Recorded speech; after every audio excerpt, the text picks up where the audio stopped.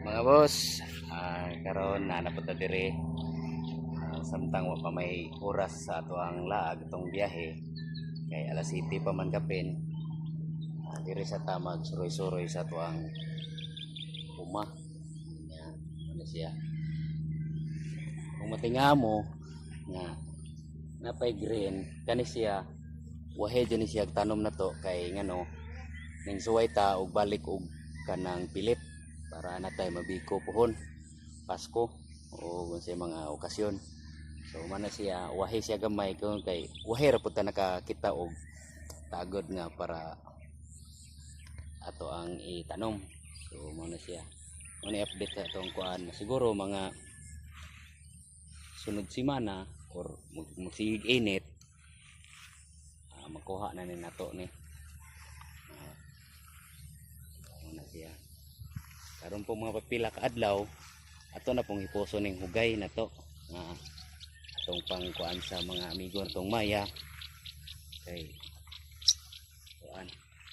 magamit na po ni nato sunod sugon na po tagpahubas kay action na magduko siya na ato nang ikuha ginay tubig kuan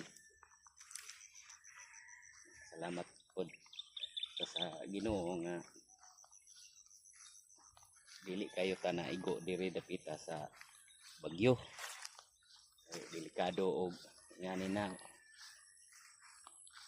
mahog og malos ito ang kuan ani lugar din nato sa kuan kauban lagi po ning mga yutaa sa aning tag-iya sa basak ato ang gitrabaho siya dito ato ang payag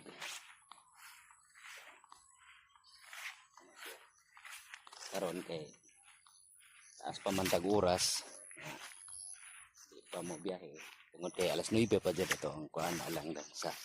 kasayuran sa tanan kay basin mo inyong na kuan alas 9 pa jud ato ang sugod sa biyahe nya moopta og alas 6 una nga kuan karon ata dire ano sa ta dire mag ginagmay nagdok-dok ginagmay o mo na siya ubang na parte maghapit na jud mo na nga